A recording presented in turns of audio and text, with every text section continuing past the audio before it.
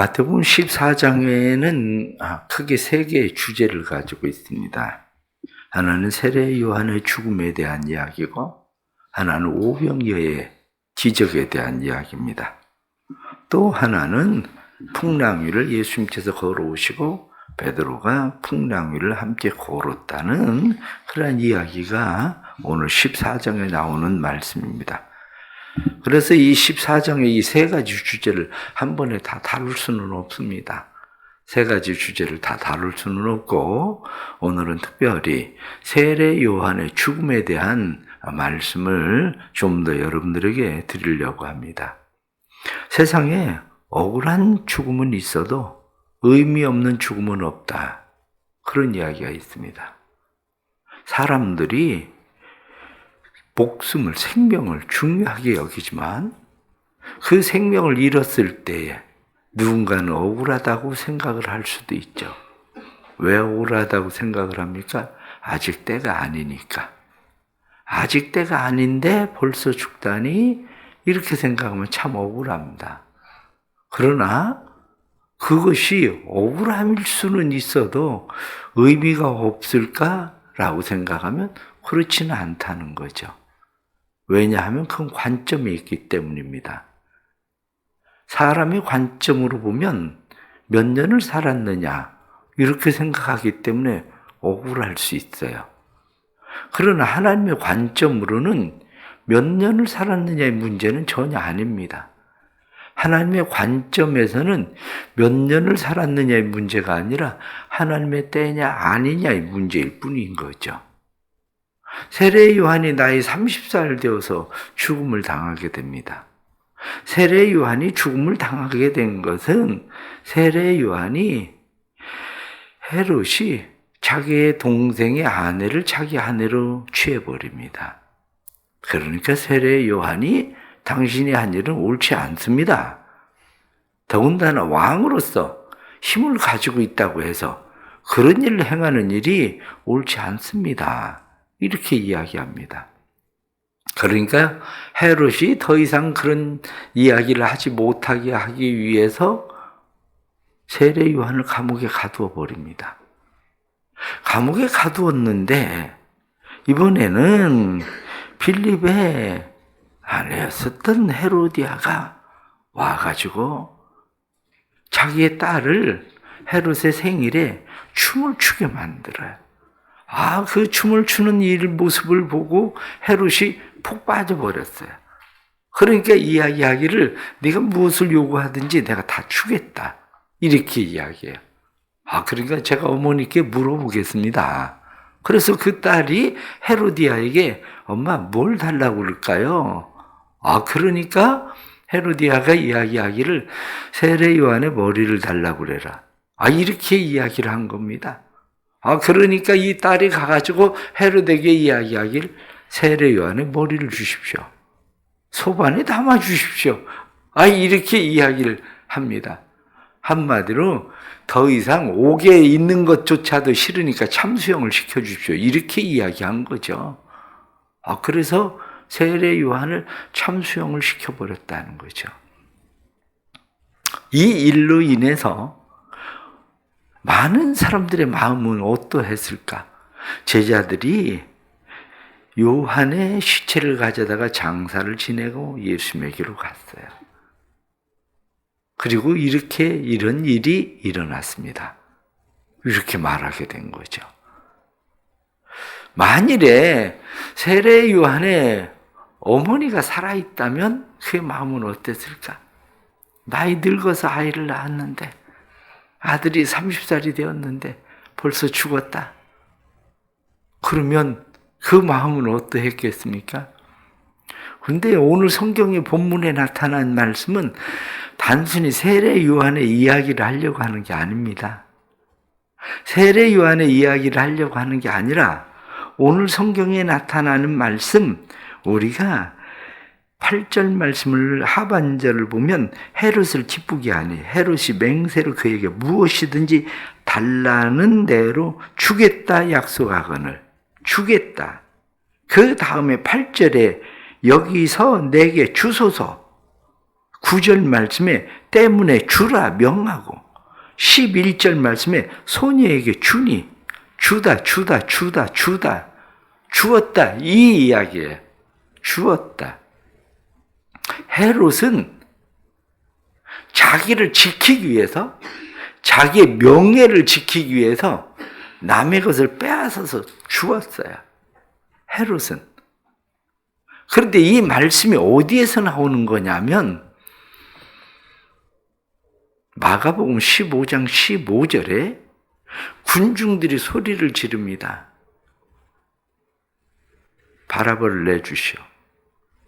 바라바를 주시오. 내가 너희에게 예수를 줄까 바라바를 줄까? 그러고 이야기하니까 사람들이 바라바를 주십시오. 바라바를 주십시오.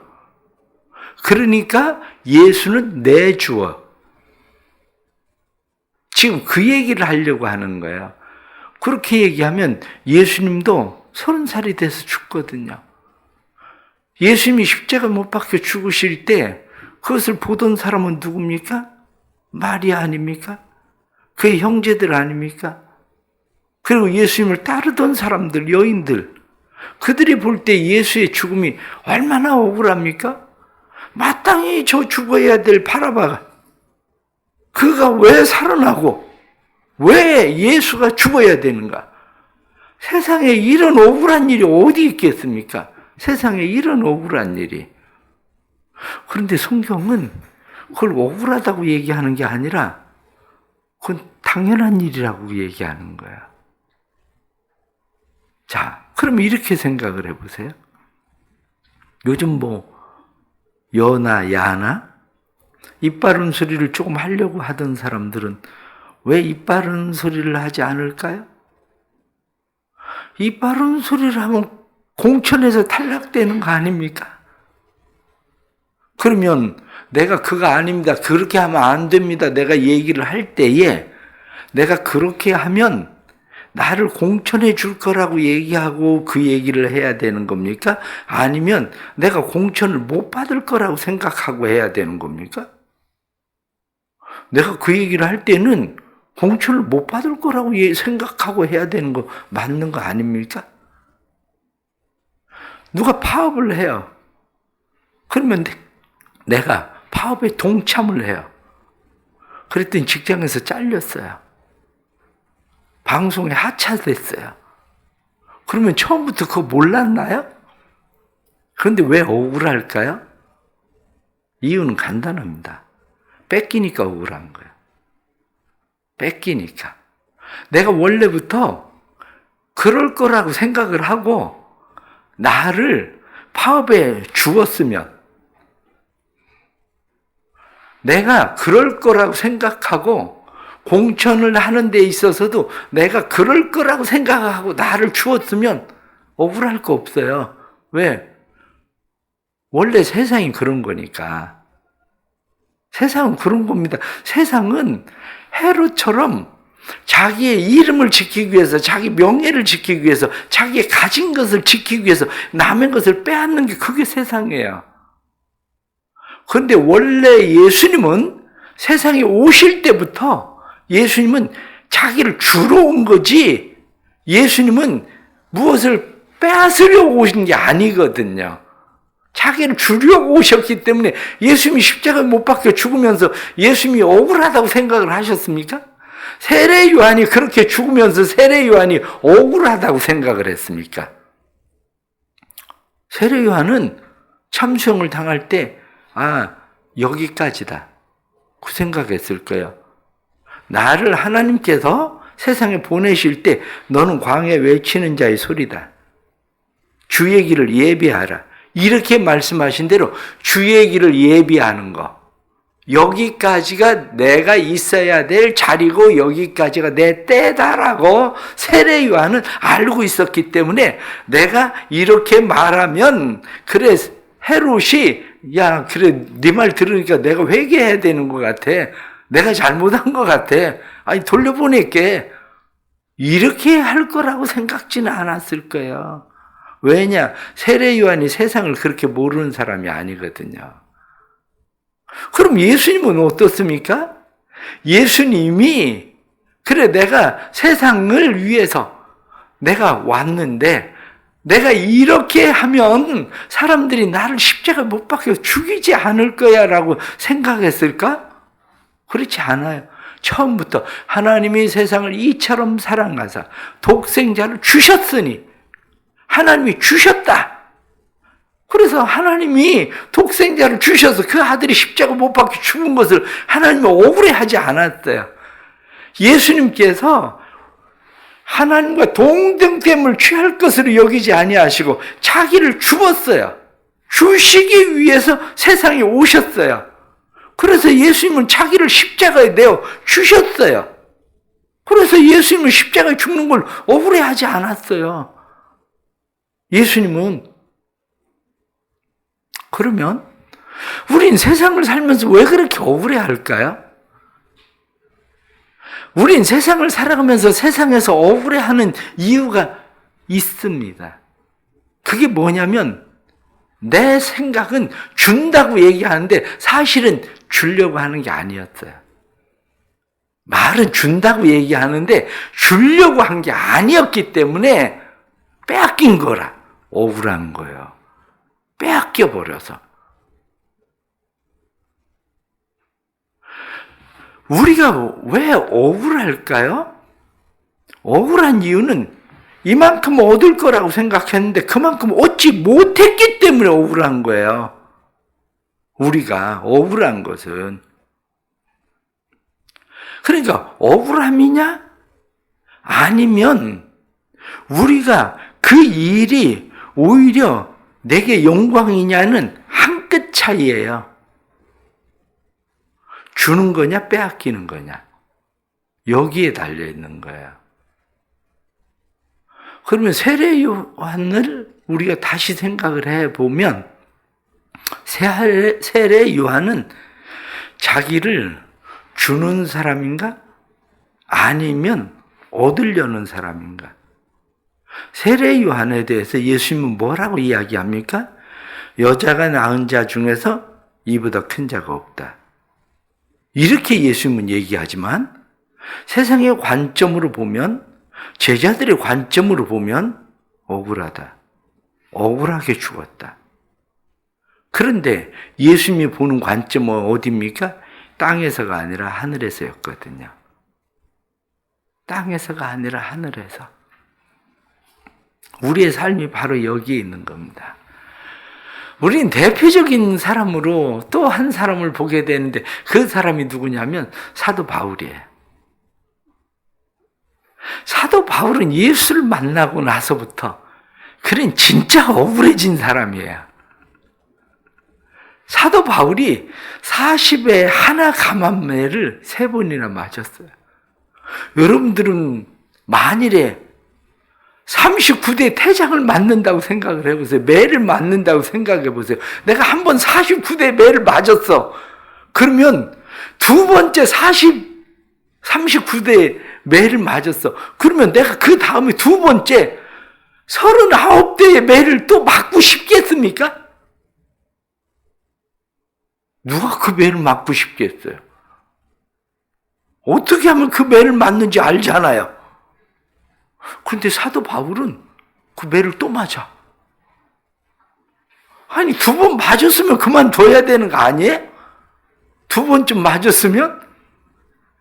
그런데 사도 바울은 그 매를 또 맞아. 태장에 맞아. 배고픔, 추위, 그는 이 모든 것을 당해요. 그런데 성경에 사도 바울이 그런 일이 내가 진짜 억울하다. 아니, 내가 왜 39대 매를 내가 왜 맞아야 되는지 억울하다.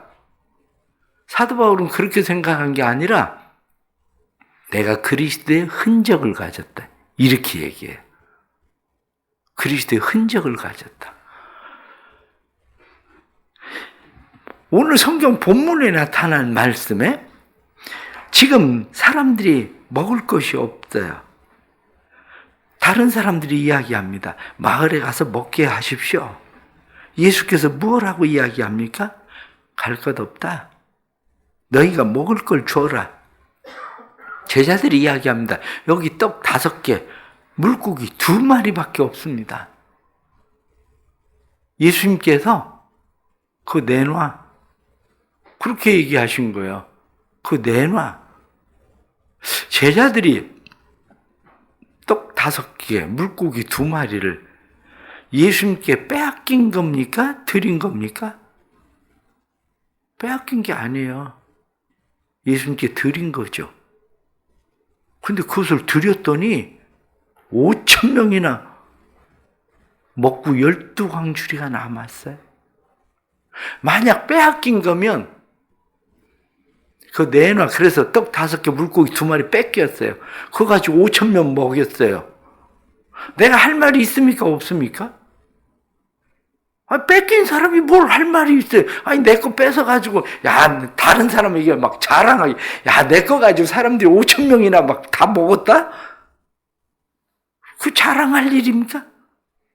자랑할 일이 아니지. 뺏긴 사람이 뭘 자랑해요? 주었으니까 자랑할 일이 되는 거지. 뺏긴 사람은 자랑할 일이 없어요. 뺏긴 사람은 자랑할 일이 없지만 주는 사람은 자랑할 일이 있는 거예요. 그게 영광이 되는 거예요. 주는 사람은 그게 그리스도의 흔적이 되는 거예요.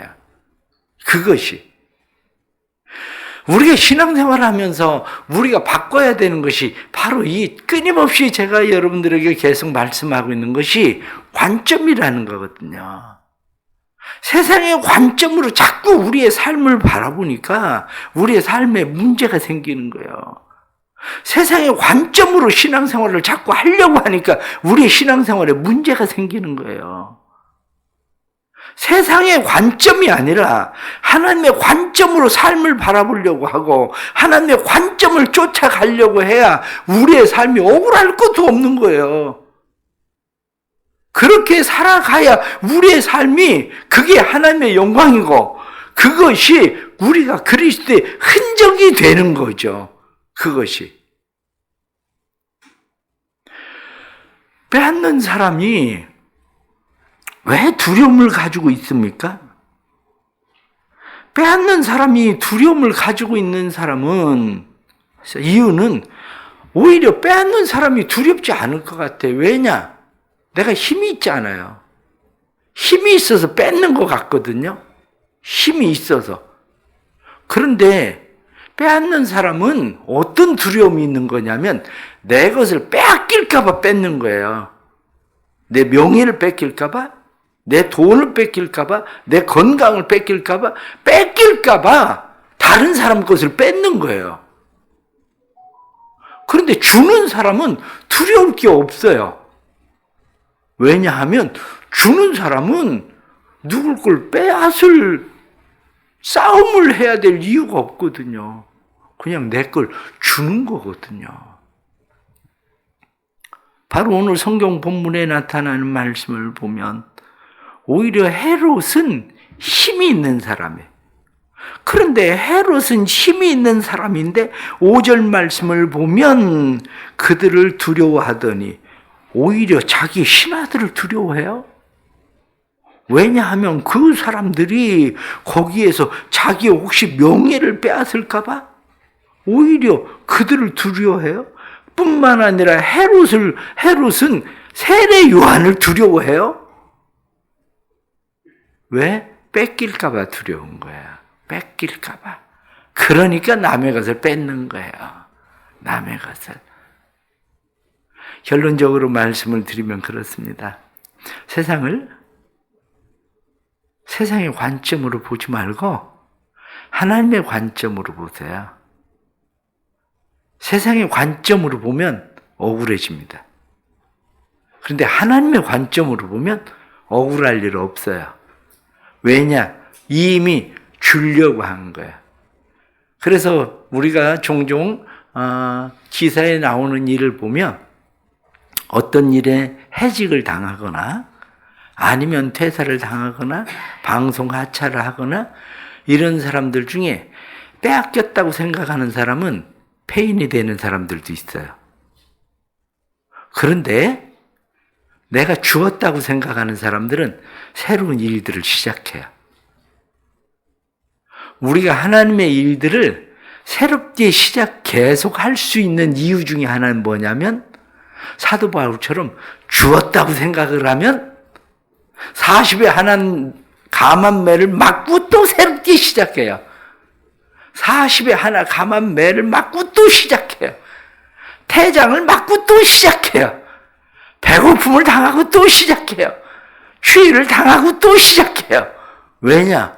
억울하지 않거든요. 준 거거든요. 그러기 때문에 또 시작하는 겁니다. 오늘 하루를 살아가면서 다시 주님의 관점으로, 하나님의 관점으로 세상을 다시 한번 보십시오. 세상을 우리가 그렇게 바라보면 내가 다시 시작할 일인지, 더 이상 억울해서 이제 이런 짓 못하겠다, 그런 일인지 우리는 결론이 날 거예요. 억울함인지 아니면 영광의 참여함인지 아니면 그리스도의 흔적을 갖는 일인지, 그게 우리의 삶에 나타날 거예요. 하나님께서 우리의 마음 가운데 또 다시 주시는 말씀이 하나님의 관점으로 삶을 보는 은혜가 있기를 바랍니다. 기도하겠습니다. 하나님 아버지, 세상을 살아가면서 우리는 세상의 관점에, 세상의 눈에 익숙합니다. 세례 요한은 가장 적절한 때 순교하고 하나님의 영광에 참여한 자가 되었는데, 세상의 관점으로 보면 말 한마디 잘못했다가 억울한 죽음을 당한 사람이 되어버렸는데, 아직도 젊고 할 일이 많다고 생각하는데 하나님 은혜를 베풀어 주옵소서. 우리의 삶의 관점이 세상의 관점이 아니라 하나님의 관점이 되도록 도와주옵소서. 예수님이 십자가 못 박혀 죽으신 것은 억울함이 아니라 5,000명을 먹이는 정도가 아니라 온 인류를 위하여 자기 자신을 내주시는 일인데, 주님, 하나님께서 세상을 이처럼 사랑하사 독생자를 주셨다 말씀하신 대로 자신을 주신 주님의 죽음, 우리도 이 세상을 살아가면서 세상의 관점, 내 때가 아니라 하나님의 관점을 볼 수 있도록 도와주옵소서. 그래서 세상을 살아감이 사도 바울처럼 우리가 빼앗으려고 하다가 우리가 더 뺏지 못해서 억울한 자가 아니라 주는 자 되게 해 주시고, 우리가 나를 줄 때에 그때 나를 통해 5,000명을 주님이 먹이시던 것처럼 더 많은 사람들을 먹이는 삶이 되도록 주님 도와주옵소서. 억울함이 아니라 영광의 참여자 되게 해주시고, 억울함이 아니라 그리스도의 흔적을 갖는 자 되게 해주시고, 우리가 이 세상을 살아가면서 하나님의 뜻을 따라 살아갈 수 있도록 주님 도와주옵소서. 오늘 하루의 삶도 하나님의 은혜와 능력이 우리를 붙드시고 이끌어 주셔서 오직 그 은혜와 그 능력 안에 살아가도록 도와주옵소서. 예수 그리스도의 이름 받들어 기도드리옵나이다. 아멘.